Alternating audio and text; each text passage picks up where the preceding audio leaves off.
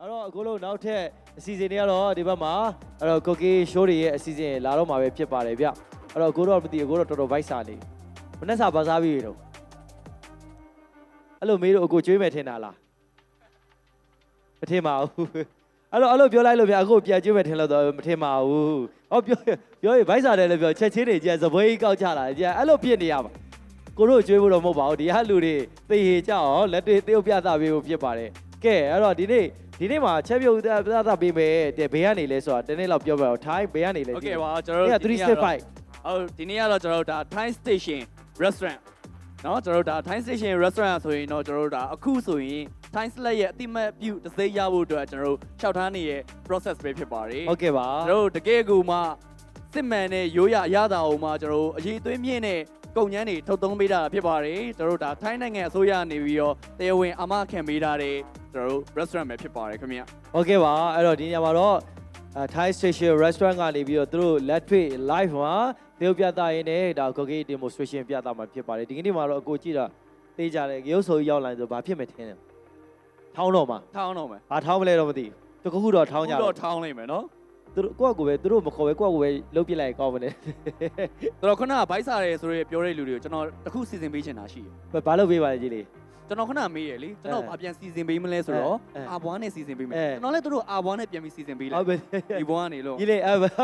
လက်ခါလေးချက်ချင်းတော့ဟုတ်ဦးတယ်ဟုတ်ကဲ့ပါကဲအဲ့တော့ဒီနေ့မှာတော့ကျွန်တော်တို့ Station Restaurant ကနေပြီးတော့ chef နဲ့အတူဖိတ်ခေါ်ထားတဲ့အနုပညာရှင်ကတော့ညီငယ်ဟောအားလုံးပဲကျွန်တော်တစ်ခါတော့လက်ကောက်သမားဖြစ်ကျိုးစိုးပေးပါအောင်ခင်ဗျာမင်္ဂလာပါမင်္ဂလာပါကိုမင်္ဂလာပါခင်ဗျာကဲအဲ့တော့မနေ့ကဘူးဖစ်စစ်လဲကြည့်ရှုပြီးသွားပြီဘာတွေတွေ့ခဲ့တော့မနေ့ကလည်းသွားလာတယ်လို့ကိုသိတာတယ်ဘာတွေပြောလည်း sharing လုပ်ပေးအောင်ဘာတွေတွေ့ခဲ့လဲဆိုတော့အစုံပါပဲtrue လည်းတွေ့ခဲ့တယ် FS တွေ့ခဲ့တယ်ပြီးတော့မုတ်တွေလည်းတွေ့ခဲ့တယ် energy drink တွေလည်းတွေ့ခဲ့တယ်အကုန်တွေ့ခဲ့စားခဲ့သေးလားစားခဲ့တာဗောဒါကျွန်တော်တို့3ယောက်ကတော့စားမယ်လေအခုသတိရတယ်ညီလေးဒီဟာသွားညီလေးတယောက်တည်းသွားတယ်ကွာအခုတို့ထားခဲ့ပြီလို့အခုသိလိုက်တယ်ညီလေးတယောက်တည်းနောက်ဆိုအခုတို့ဒီခဏနေထွက်ပြီးသွားစားကြမယ်လေဆက်သွားကြဒုတိယ round နော် second round Okay အဲ့တော့ဒီနေရာမှာကျွန်တော်တို့ဒါ Thai Station Restaurant ကနေဒီနေ့ဘာတွေနဲ့ပြုတ်ပြတာပဲနည်းနည်း intro လေးပြောပြပါဦး Hello Okay ဒီနေ့ကျွန်တော်တို့တင်မော်တီတောင်းလက်ထောင်းပါမယ်ဗျာအော်ကွက်တီပဲဟိုမှာလဲတင်လာတယ်တင်မော်တီတောင်းဆိုတော့ညီလေးတင်လာတင်မော်တီတောင်းဒီနေ့လက်တွေ့ပြုတ်ပြတာပဲဒီမထောင်းကျွန်တော်ထောင်းပါ Okay ကဲဟုတ်ပါပြီဒီနေ့မှာတော့ဒါတင်မော်တီတောင်းကိုလက်တွေ့ပြုတ်ပြတာပေးမှာဖြစ်ပါတယ်ကဲဘယ်လိုပုံစံမျိုးတွေ stage step by step ဘယ်လိုလေးလဲဆိုတာတခါလေးပြသမယ်အဲ့တော့မှတ်ထားပါပြီးကိုယ့်အိမ်ရောက်လို့ရှိရင်လည်းပြန်ပြီးတော့ကိုတိုင်းတင်မော်တီတောင်းလှုပ်ဆောင်လို့ရပြီကိုစမဟိုကဘောပင်ယုံမလားမနေ့ကလိုမျိုးမှတ်အောင်မလားလို့လေဘောမလို့တော့ကြီးလေးဒီဟာလေးကတခါလေးကြည့်လိုက်တော့မနေ့ကမှတ်တာအဲ့ဆိုင်ဘယ်နာထားမိမှမသိဘူးကျွန်တော်တွေ့ရ best stage မှာကြံခဲ့အဲ့လိုပဲသူရရှိပါတော့ကောက်မှတ်လိုက်တာကတ်တီဒါပေမဲ့အလွတ်ရတယ်မနေ့ကဟာလေးကအကိုလွတ်ရတယ်ခေါင်းထဲမှာတခါလေးရိုက်ထိတ်လိုက်တော့အကိုလွတ်ရအောင်ပြီးမှ3ကိုကြာပြောကြတာပေါ့ Okay ဟုတ်ပြီအဲ့တော့ဒီနေ့ဒါတင်မော်လီတောင်းလေးကိုလက်သေးပြသဖို့အားလုံးနဲ့လက်ခုပ်သက်များနဲ့တူစတင်လိုက်အောင်ရနေရာလေးယူပေးပါโอเคค่ะเดี๋ยวเราจะเริ่มนะคะตำส้มตำไทยนะคะให้ทางเมียนมาได้ชมกันค่ะ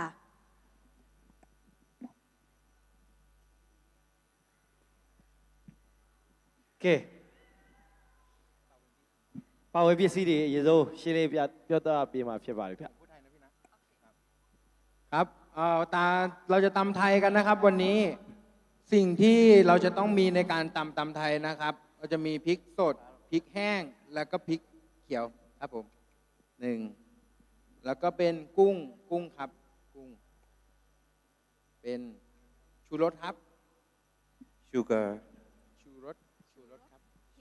อ๋อหินจง MSG แล้วก็ถั่วลิสงครับถั่วลิสงแล้วก็ปลากรอบครับมีปลากรอบครับต่อไปนะครับจะเป็นมะละกอครับมะละกอครับมะละกอแล้วก็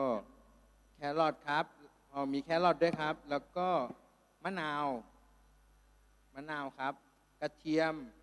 มะเขือเทศแล้วก็ข้าวโพดครับผม ဟုတ်ကဲ့ပါအခုဆိုထိုင်းတင်ပေါ်တီထောင်းထောင်းပြပေးပါရှင်ထိုင်းစဖုံမူကိုတိုင်လာထောင်းပြပါမယ်ရှင်အခုဆိုထိုင်းစဖုံမူကမြန်မာပြည်မှာထိုင်းစားတောက်ဆိုင်လာဖွင့်ထားပါတယ်ပြီးတော့အခုထိုင်းစာလည်းတင်မြန်မာစာလည်းတင်ထားပါတယ်မြန်မာစကားလည်းအနည်းငယ်ပြောတတ်ပါတယ်ရှင်အခုထိုင်းမူလာတင်ပေါ်တီထောင်းဒီစစ်ထောင်းပေးမှာပေါ့နော်ပါဝင်မြတ်ပစ္စည်းများကိုအရင်ဆုံးပြောပြပါမယ်ရှင်တင်ပေါ်တီထောင်းဆိုတော့မပါမဖြစ်ငရုတ်တီးမွေးအောင်ဆိုငရုတ်တီးအချောက်ရောပြီးတော့ငရုတ်တီးအစိမ်းရောနှမျိုးလုံးသုံးထားပါတယ်ပြီးတော့ပစွန်ချောက်ရဟာကမွေးဟုတ်တယ်ပြီးတော့မပါလို့မရအောင်ဆိုမြေပဲဒီဟာပို့ပြီးတော့ကောင်းတော့အောင်ဟင်းချုံမုံ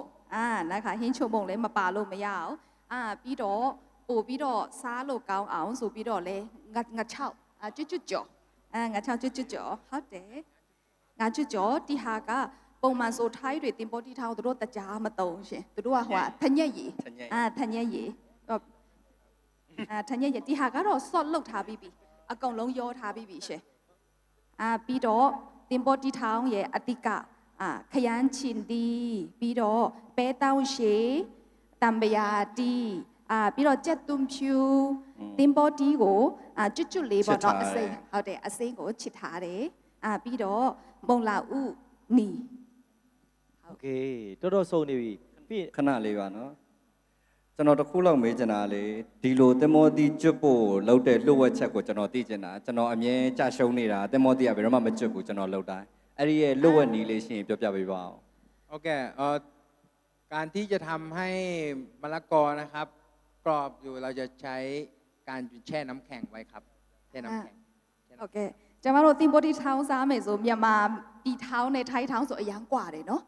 ထိုင်းထောင်းကပါဆိုလေအရန်ကျွတ်တာအရန်ကျွတ်တယ်အရန်စားလို့ကောင်းတယ်နော်ဘာဖြစ်လို့ဆိုအဲ့လိုကျွတ်လေးလုပ်တဲ့နီးလေအတိကတင်ပေါ်တီလဲစိမ့်ရမယ်ပြီးတော့တင်ပေါ်တီထောင်းချစ်တာနဲ့ရေခဲရိမ်နဲ့ချက်ချင်းစိမ့်အဲ့ဒါလောဝက်ချက်ပဲလောဝက်ချက်အဲ့ဒါလိုချင်တာအဓိကအဲ့ဒီအချက်ကိုလိုချင်တာဟုတ်လို့ဆိုထိုင်းမှာစားလိုက်တိုင်းကကြတော့အမြဲတမ်းကျွတ်တယ်ပြီးသွားလို့ချင်းစားရတာ fresh အရင်ဖြစ်တယ်လို့ခံစားရတယ်ကျွန်တော်ကိုယ်တိုင်ထောင်းတာလည်းမကောင်းပြီးတော့ဆိုတင်ပေါ်တီထောင်းကလေငရုတ်တီးတော့ကြက်သွန်ဖြူတော့ထောင်းအချိန်ပဲသူတို့ကထောင်းတာတင်ပေါ်တီထဲတဲ့အချိန်ကမွေပဲမွေတာဟုတ်တယ်မထောင်းဘူးဟုတ်တယ်တင်ပေါ်ထောင်းကလုံးဝအနာမရစေရအောင်ကွာထောင်းလိုက်ပြီးတင်ပေါ်တီထောင်းကသူအနာရတော့မကျွတ်တော့အဲ့လိုကိုရီးယားထောင်းဆိုတာထကောင်းဆိုတင်ပေါ်တီကကြေးသွားရောခန်းချင်းတီထဲတဲ့အချိန်လေသူမထောင်းတော့ဟုတ်ကဲ့ပါ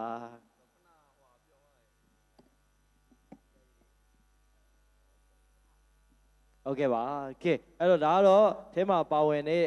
ingredients တွေပေါ့နော်အကလုံးပါပါတယ်မဖြစ်မနေရတော့ငရုတ်စုံလိုပါတယ်ဟောလို့ကျွန်တော်ငရုတ်စုံရှိဖို့လည်းလိုပါဒါအရေးကြီးဆုံးနံပါတ်1ဒါရှိမှထောင်းလို့ရမယ်အိမ်မှာကြက်သွန်ထောင်းနေအသေးလေးနဲ့ထောင်းလိုက်တာမှောက်သွားလို့အမေမစဲအောင်မနေပြောလားโอเคအဲ့တော့ပြောရဆိုရင်လည်းဗိုက်စားလာပြီကဲနောက်တစ်စက်ဒီနေ့ကတူထောင်းပါလေပြင်းရင်ဟန်ဆရာထောင်းပါပါထောင်းတော့ကျွန်တော်ဘေးကကူပေးမယ်ထိုင်းဆရာကတင်ပေးပါတဲ့ပြင်းရင်ဟန်ကိုတိုက်ထောင်းပါတဲ့โอเคဆရာအဲ့ဆိုကိုညီပေးပါအောင်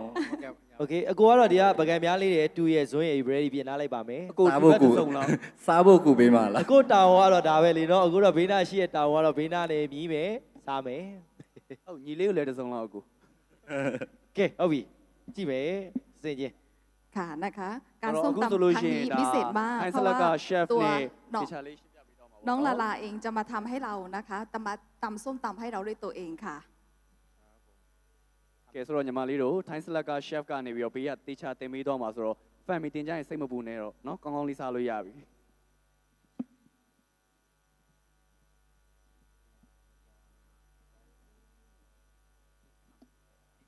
โอเคပထမဆုံးငရုတ်တီ3မျိုးအစင်းရဲ့အနီရဲ့ငရုတ်တီအချောက်ရဲ့အဲ့လိုမှမွေးဟုတ်တယ်ငရုတ်တီအချောက်မှသူကမွေးတာဟုတ်တယ်ကျွန်တော်တို့တင်တန်းမှာလည်းအရင်ငရုတ်တီအစိုထောက်ပြီးထောင်းပြီးတော့မှငရုတ်တီကျွန်တော်တို့ကျတော့အဲ့အမှုန့်ပေါ့လော်ပြီးသားကိုထည့်လိုက်တာပြီးတော့ဟင်းချုံမုံဟင်းချုံမုံလေးထည့်တယ်พริก3อย่างแล้วก็เติมด้วยชูรสအဲ့ဒါတွေကထောင်းတာအဲ့ဒါမှထောင်းတာထောင်းဆိုတာအဲ့ဒါငရုတ်တီထောင်းတင်ပေါ်တီ တင်ပေါ်တီထောင်ခေါ်ရမလားငရုတ်တီထောင်ခေါ်ရ ငရုတ် ပါ တီ လား တော့ငရုတ်တီတွေစထောက်ပြီးအဲ့မှာစတာပဲ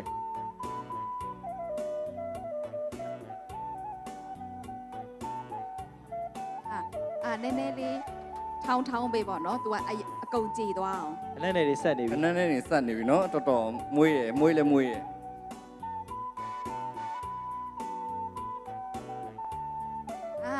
แล้วก็กระเทียมจะตุ่มผิวပြီးတော့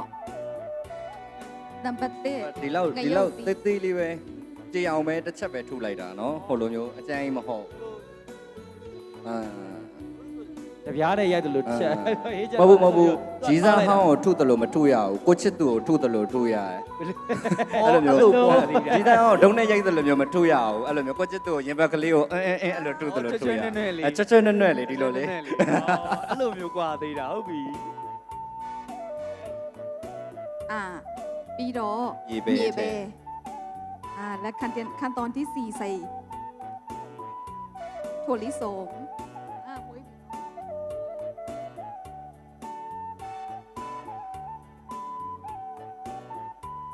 နည်းနည်းချည်အောင်လဲရောတော့တနမ်းမှာတော့မိက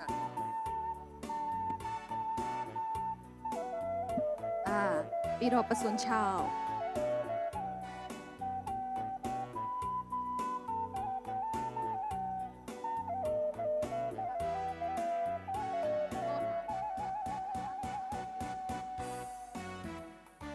ဆော့ထဲမှာဆိုရင်ငါးငံပြားပါတယ်ပြီးတော့ထန်ရက်ရည်ပါတယ်ဆော့ထဲမှာပြီးတော့မကြီးရည်ပါတယ် တွေ့လားကျွန်တော်သိနေပြီကျွန်တော်သိနေပြီ 3မျိုးရောထားပြီးသားအချိန်မကုန်အောင်ပေါ့နော်ဆော့ကအကုန်လုံးကွာ mix လုပ်ထားပြီးသား အပြန်ကြရင်အဲ့ဒီဘူးကြီးသေသွားလိုက်မယ်ဘာကြောင့် ready set တာအဓိကအဲ့ဒါ main ကအဲ့ဒါအဲ့မှာအနံ့လေးတွေသူ့ရဲ့တင်းနဲ့လေးတွေအဲ့ဒီမှာပါတယ်အဲ့ဘူးကြီးကိုညီလေးပြီးဖွက်ထားလိုက်တော့ ကျွန်တော်တို့ကဘာမာစတေရှင်ဆိုပြီးပြန်ဝင် ဘကိုဆက်ဖို့မလွယ်ဘူး ဘယ်ကိုသတ်ဖို့မလွယ်ဘူးဒါသူတို့ရဲ့နီးပဲဆိုတော့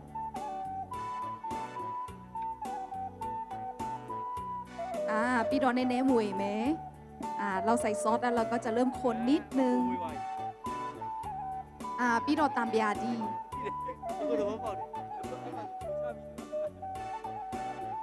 တံပြာဒီညစ်မယ်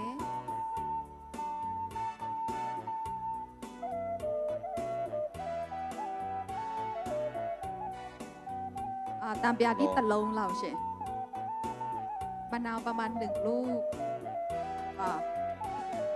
ပြီးတော့ မွေးစေဖို့အတွက် ตามยาที่อคุณตะคู่เท่တယ်อันนั้นလေးမွေးတော့ အခုတင်တော်တော်မွေးနေပြီတကယ်မွေးနေပြီအရင် smell so good ตอนนี้ก็หอมมากๆแล้วข้างๆပြီးတော့ခရမ်းချင်ဒီရှင်ခရမ်းချင်ဒီပပလေးတေးတေးလေးလီထားပြီးတော့ထည့်မယ် ခဲကြီးတွေကလည်းတစ်လုံးလောက်ရှိမယ်နော်ဒါလေးတိုင်းတစ်လုံးစာလောက် มะเขือเทศใส่ประมาณเท่าไหร่คะมะเขือเทศประมาณ1ลูกขยမ်းชินดีตะโลก่อนเนาะ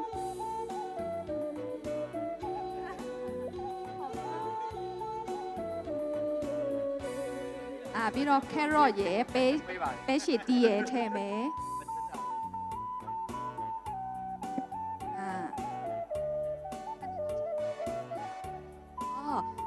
ပဲရှည်တီးရယ် carrot ရယ်ကျွတ်လေးဖြစ်ချင်ရေခဲရေစိတ်ရတယ် ဒီကအဓိကတော့ကျွတ်လေးတွေဖြစ်ဖို့အတွက်ရေခဲစိတ်ထားလို့အဲ့လိုကျွတ်လေးဖြစ်ဖို့အရေးကြီး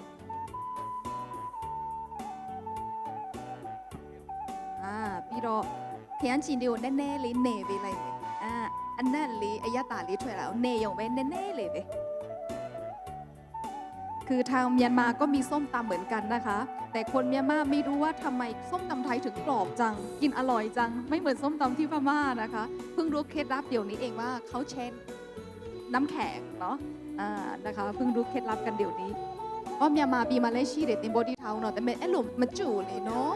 အဲ့ဆိုတခုလောက်မေးချင်တာလေအခုသုံးထားတဲ့ထက်ညက်ကဗမာထက်ညက်ကိုသုံးတာလားထိုင်းထက်ညက်ကိုသုံးတာလားမသိထိုင်းထက်ညက်ကိုသုံးတာနော်အဲ့ဒါမှထက်ညက်အမျိုးအစားပေါ်မူတည်ပြီးတော့လေသူ့ရဲ့အရသာကွာသွားသေးရဲ့ဗျအဲ့ဒါကြောင့်မို့ထိုင်းထက်ညက်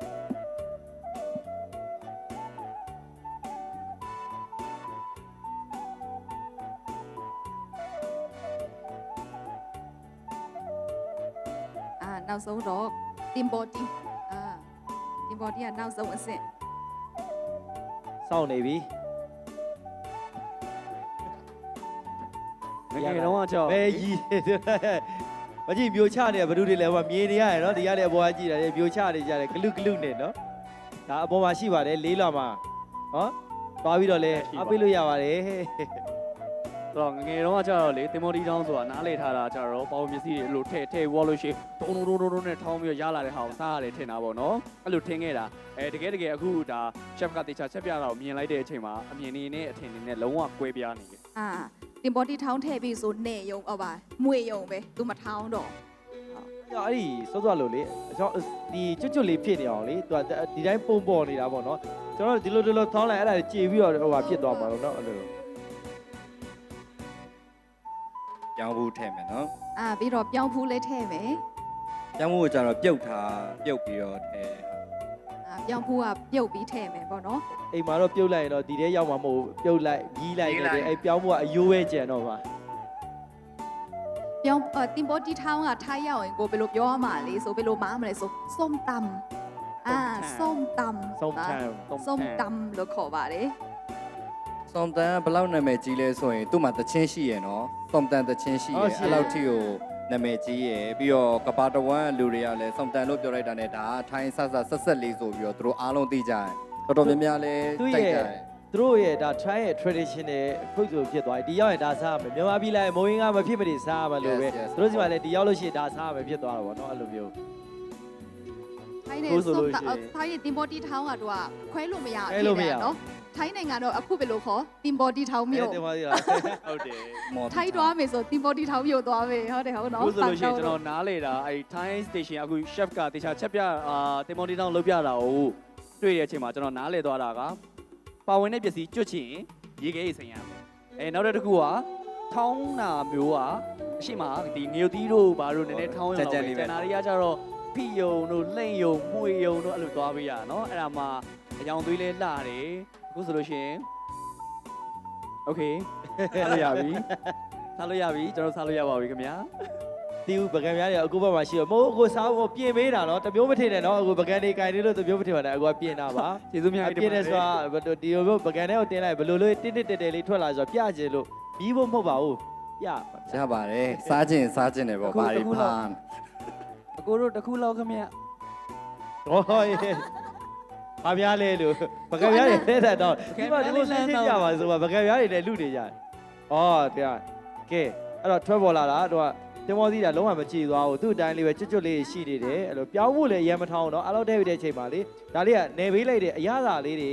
နှံ့သွားအောင်သူကနေပေးလိုက်တဲ့သဘောပဲရှိတယ်အဓိကထောင်းတာအရှိမငရုတ်သီးတွေကြက်သွန်ပြူတွေအဲ့တော့ထဲတဲ့အချိန်မှာပဲအဓိကထားပြီးထောင်းသွားတာတွေ့ရပါတယ် တကယ်ကိုမှုေးနေရပဲအာ တောင်းသားဘောကလေးရောက်သွားလို့ပဲ ဒါကတော့ပုံမှန်ဆိုမြေပဲတွေဖြူးတာပေါ့နော်အခြားဆိုင်ထိုင်း selection ကြတော့ဗာနဲ့ငါကျွတ်ကြော်နဲ့ဖြူးတယ်အဲ့ပို့ပြီးတော့စားလို့ကောင်းတော့ ပြီးတော့လေတခုတွေ့တာသူတို့လေတင်မော်ဒီထောင်းမှာပဲတခါလေကြာတယ်သူတို့ကနန်းလေးတွေကနန်းလေးထည့်တယ်နော်အဲ့ဒါကြတော့ရတာ taste ရောကနန်းတို့နောက်ပိုင်းကျရင်လေ taste ထည့်လာကြတယ်ကင်းမွန်တို့အစုံဝန်းတော့ဒါကိုကြိုက်တဲ့ပုံမူတည်ပြီးတော့အစားပလာလေးထပ်ထည့်တာတွေ့ရတယ်နော်ဒီမှာကျတော့ငချောက်လေးနဲ့အဲ့လိုမျိုးလေးပေါ့နော် အဲ့ဆိုရင်အကိုကဘာနဲ့ထောင်းတာအကြိုက်ဆုံးလဲ ก็เต็มมอตีดาวเนี่ยจิตตูเนี่ยตูดาวใจ ချက်သူနဲ့သူထောင်းချက်သူနဲ့ ကဲငါသူပြီးပါသူပြီးပါသူစကားသူစစချင်းသူမသိသေးဘူးအမေသူကသေးစားတယ်ပြီးတော့သူစကားသူခံလိုက်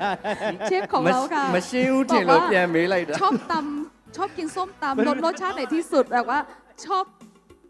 กินชอบกินนะคะตำกับแฟน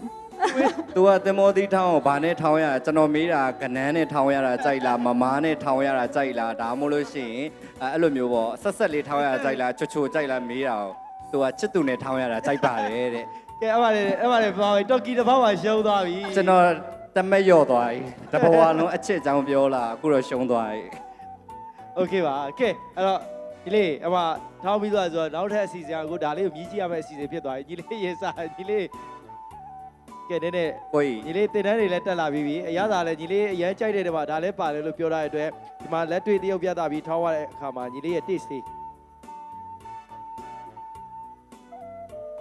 မျိုးချနေပြန်ပြီမျိုးချနေပြန်ပြီ ဒီမလေးတို့ဆန္ဒကိုသိခါနဲ့ထိန် စင်ဘောလူတွေကမထိန်ပါဘူး အကောတော့မထိန်ဘူး အားလုံးကိုအရင်ကျွေးရနော် ဟောလေ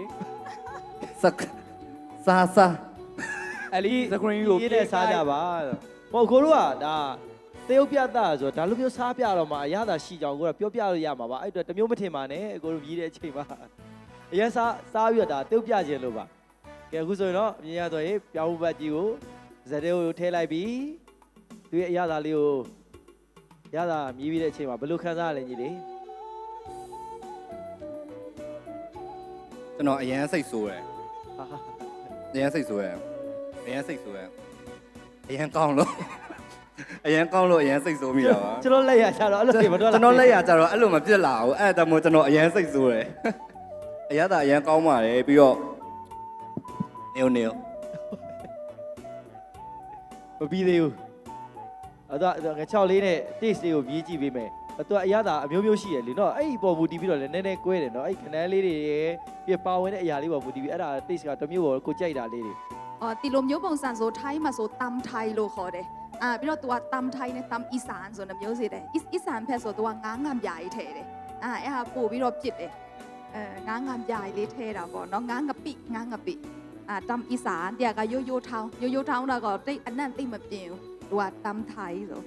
အရသာအရန်လည်းမဆက်ဘူးပြီးသွားလို့ရှိရင်ကျွန်တော်တို့စားရတာလည်းပါဇက်မှာ green တွေ့ရယ်ပြီးတော့အထူးသဖြင့်ဒီငါ6ပေါ့နော်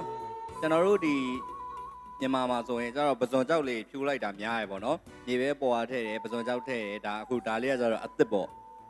့အရန်စားလို့ကောင်းတယ်ပြောရင်လည်းစားလို့ကောင်းတယ်ပဲပြောတတ်တော့အရန်ကောင်းလို့ โอเคအဲ့တော့နောက်ထပ်တစ်ခုသိချင်တာအဲ့တော့ဒီဆောင်တန်ပေါ့နော်ဒီတင်မော်တီတောင်းနဲ့ရောထိုင်းတခြားဘယ်ဟာတွေနဲ့တွဲဖက်ပြီးတော့စားရင်ကောင်းလဲဆိုတဲ့အရာလေးနည်းနည်းလေး sharing လုပ်ပြီးအဲ့တော့ဒီမှာဆိုလို့ရှိရင်ထိုင်းကိုသွားမယ်ဆိုရင်ဒီတင်မော်တီတောင်းစားတော့မယ်တခြားဘာတွေနဲ့ရောတွဲဖက်ပြီးစားလို့ကောင်းတဲ့အရာတွေရှိလဲနည်းနည်းတော့ပြောပြပေးပါဦး ဟုတ်ကဲ့တင်မောတီတောင်းကကြက်ကင်နဲ့စားလို့ကောင်းပါတယ်ဗျာကြက်ကြော်ဟုတ်ကဲ့ကြက်ကင်ကြက်ကြော်ပါနော်ဟုတ်ကဲ့ ချစ်သူနဲ့ရောစားလို့မကောင်းဘူးလား အကောင်းဆုံးပါ ဒီတခါ ငြိမ်းရတဲ့မှာတကွက်ပြန်ပြန် သူပြောတော့မှဆိုကိုကြုံမေးပေးလိုက်တယ် ကြိုပေးလိုက်တာ ချစ်သူနဲ့ရောစားလို့ကောင်းလားအကောင်းဆုံးပဲ ဟုတ်ကဲ့ပါ မှတ်ထားရည်စားရှိကြလားတကယ်မရှိဘူးလားဟင်းရုံချင်းစရာလည်းမကောင်းပြောင်းရည်စားမရှိရဲ့မျက်နှာရယ်အော်ဒီမာလာရည်စားအများဆိုင်တယ်အများဆိုင်တယ် ဟုတ်ကဲ့ပါကဲအခုဆိုရင်တော့ Thai Station ကနေပြီးတော့တင်မော်ဒီတောင်းလက်တွေ့တရုတ်ပြသပေးသွားတာဖြစ်ပါတယ်အဲ့တော့အရန်ကိုတကယ်ကတော့ကျွန်တော်လေဟိုကိုတွေးထားတာတွေကတကယ်ခက်ခဲမယ်ထင်တာဗောနော်တကယ်တည်းလက်တွေ့တရုတ်ပြသပြီးတော့ဒါလေးကိုမြင်တွေ့မယ်ဆိုရင်အရန်ကိုလွယ်ကူရိုးရှင်းတယ်ကိုယ့်ရဲ့အိမ်မှာပဲဒီအရာလေးတွေကိုတိုင်းတင်မော်ဒီတောင်းလှူစားလို့ရတယ်စောစောပြောတဲ့ ingredients တွေလွယ်ကူလေးပဲနေုပ်သီးတွေချက်သွန်ပြူတွေဒါအချုံမုတ်လေးတွေထည့်လိုက်တယ်ဘယ်အချိန်မှာတော့ဒါလေးကိုထောင်းအောင်ပဲဘယ်အရာလေးကိုတော့အရန်မကြည်စင်နဲ့ဆိုတဲ့အရာလေးကိုရှင်းလင်းပြသပေးတယ်အဲ့တော့လွယ်ကူတဲ့တင်မော်တီတောင်စုံတန်လေးတစ်ခုဖြစ်ဖို့အတွက်ကိုတိုင်းအိမ်မှာလွယ်တကူချက်စားလို့ရပါပြီ။ကဲအဲ့တော့နီးပညာရသွားတဲ့လူတွေလက်ထောင်လွယ်လေးကျန်တဲ့လူတွေကတေးကြမဲ့လူတွေအဲ့လူတွေဘေးနားနေပြီးတော့သူတို့ကအစားတလိုက်နဲ့တူတယ်နော်ကျန်တဲ့လူကဘေးနားစားပေးမဲ့လူတွေ ရပါတယ်သူတို့မှကျွန်တော်ရှိရပဲစားရုံပဲ โอ้ ကျွန်တော်ချက်ပေးမှသူတို့ကစားဖို့ပဲလို့ အဲ့လို ဘဝကသူတို့နဲ့ပြီးသွားတယ် အဲ့ဆိုလို့ရှိရင်ဒီဘူးကြီးတည်သွားတော့မှာပေါ့ အဲ့ဟုတ်တယ်ဒါ ဒါ တော့ ပဲ တယ် ပြောအဲ့ဒါလိုလေ လိုနေ ကျန်တဲ့ဟာတွေကအိမ်မှာရှားလွယ်ပြီပဲအဲ့ဒါကြီးအဲ့တစ်စက်ရနည်းနည်းကတ်တယ်နော်အဲ့မှာဘလို့ချိုးစားတွေပါတွေမနေ့ကဆိုတော့လွယ်ကူကူလေးကပြောသေးကိုဘလို့ပြုတ်ရမယ်ခေါင်းတော့တစ်ခါရိုက်တဲ့ဟာဒီဟာကြီးကဘလို့ကြီးဆက်မယ်လို့ကိုဒီခဏလေးကြာတော့စေအောင်ရအဲ့ဘူးကြီးတည်သွားမှရအဲ့ဘူးကြီးဆိုရင်ကိုခဏတော့တစ်ပွဲနှစ်ပွဲသုံးပွဲလေးပွဲငါးပွဲ၆ပွဲလောက်တော့အသာလေးရတယ်နော်မကောက်ဘူးနဲ့တူတယ်တော့အများကြီးရနိုင်တယ်ဒါကြီးဆို ဟိုကလေ900မယ်ရှိရဆိုတော့ကျွန်တော်တို့3ယောက်ပဲခွဲလိုက်မယ်ဆိုရင်150ဝန်းကျင်လောက် တော့ရမယ်နော် ဟိုမှာရီတွေဟိုဆိုဟိုမှာရီတွေတဲ့โอเคပါโอเคကျေးဇူးအများကြီးတင်ပါတယ်အဲ့တော့ဒီနေ့ဒါ Thai Slack ကဒီ Station Restaurant နေပြီးတော့ကျွန်တော်တို့ဒါဆောင်းတန်တင်မော်တီတောင်းတပွဲကိုဒါလက်တွေ့တရုတ်ပြသပြီးတော့ စားစား အေးဟို तू မစားရသေး ဟုတ် စားတယ်မြည်ကြည့်ရော ကိုပြောနေတဲ့အချိန်မှာညီလေးကမြည်ကြည့်ပြီးတော့ပြောမလို့ ဟုတ်တယ် အဲ့လိုမျိုးပါတကယ်စားချင်လို့မဟုတ်သိရမလား ဒါကြီးကပြီးရင် ဟောပါလေ ပြီးရင်ထားခဲ့မှာမဟုတ်လား အရသာလေးသိ ချောင်းမိသားကျွန်တော်တို့ထားခဲ့ပြီမှာနော်အဲ့လိုတွေပြောရတာပဲ ဘလို့ခံစားရလဲ ကြည်ကြီးလေးပြောပါဦးဟ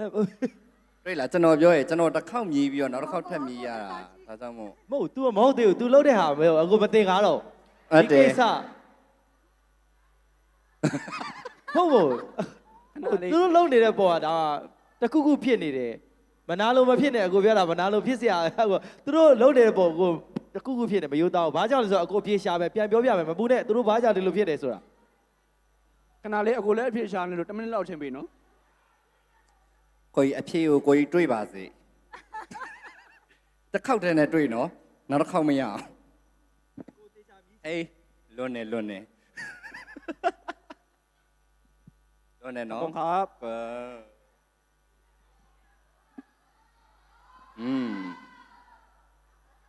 တွေ့လားဩဩ ဟိုမိုင်းလေး တွေ့ ခဏ သေး ချ ဘူးမတွေ့သေးဘူးရှာလာအောင်ရှာလာအောင် လောလောဆယ်အစီအစဉ်တွေကိုတော့ကျွန်တော်တို့ဒါတရုတ်ဆောင်ပြင်းချင်းဟန်နေပြီးတော့လက်သလုံးမှာဥဆောင်တင်ဆက်ပေးတော့မှာဖြစ်ပါတယ် ဟုတ်ပါတယ်ဟုတ်ပါတယ်အေးဖြည်း အရန်ကောင်းတာပဲစောစားချင်းစားလိုက်တော့ပါဇက်ထဲရောက်သွားတယ်ဟုတ်မှန်လာပြောတာလေပြီးတော့မှဆက်တာလေးကကိုင်းလိုက်တဲ့ချိန်မှာဆက်တာလေးကဆင်းလာတယ်လေချောင်းနဲ့ဆင်းသွားတဲ့အချိန်မှာအဲကြောင့်သူတို့လေတင်မောသီးတောင်စားလို့ရှိရင်တလုတ်တည်းဘယ်တော့မှတလုတ်ပြီးတာနဲ့ထပ်မစားတဲ့လူရှိလို့လားမရှိဘူးမလားမရက်ဘူးတရဇက်စားဘူးသူကအရသာနော်နားလို့မရဘူးတရဇက်ကိုအရသာဆွဲဆောင်သွားတာဒါပြီးတော့တခုချင်းစားရအပြည့်တော့စောစောလေးကျွန်တော်ငါချောင်းမြည်ကြည့်လိုက်တယ်တိစီကတစ်မျိုးထွက်တယ်ဗျကျွန်တော်ငါချောင်းနဲ့ကျွန်တော်တစ်ခါမှမစားဘူးသေးဘူးကျွန်တော်စောစောလိုလေဂန်နန်းအနေနဲ့စားဘူးတယ်တခါကင်းမွန်အနေနဲ့စားတယ်ငါချောက်ကအခုမှကျွန်တော်မြင်ဘူးလားငါချောက်လေးစားတော့သူက taste တစ်မျိုးကျွတ်လေးနဲ့သွားတယ်ပြီးတော့ပြောင်းမှုမှလည်းအဲ့ဒီ taste လေးကရတာလေးကစိတ်ဝင်နေတယ်เนาะစိတ်ဝင်သွားတော့ taste တစ်မျိုးထွက်လာတယ်ဟုတ်ကဲ့ပါโอเคအရန်ကောင်းပါတယ်ကဲလက်ခုပ်သက်များတဲ့ကိုပြီးချင်းပေးပါဦး အကိုပြောရတာအကုန်လုံးမှန်ပါတယ်ခင်ဗျာ ဒီထဲမှာတမောသေးကြိုက်တဲ့လူတွေရှိရင်လည်းအိမ်မှာ try ကြည့်ဖို့အတွက်ကျွန်တော်တို့ကအကြံပြုပါတယ်ဗောနော်ဒါဆိုလွယ်လွယ်ကူကူလေးနဲ့ဓာကြီးကတော့ခတ်တာဗောနော်ကျန်တာလွယ်တယ်လေလွယ်လွယ်ကူကူလေးနဲ့စားလို့ရမယ်ဆိုတော့အားလုံး try ကြည့်ဖို့အတွက်ပြောချင်ပါတယ်ခင်ဗျာ โอเคပါကဲအဲ့တော့ဒီနေ့မှာကျွန်တော်ရဲ့ဒါဆုံးတဲ့တင်မောတီတောင်းကိုလက်တွေ့တရုပ်ပြသပေးတယ် Thai Station စပိုဘူးနဲ့သူညီလေးရင်ရင်ဟန်ကျေးဇူးထူးပဲသိရှိပါလက်ခုပ်သက်များနဲ့ထပ်မံပြီးကုန်ပြပေးပါဦး ကျေးဇူးတင်ပါခင်ဗျာ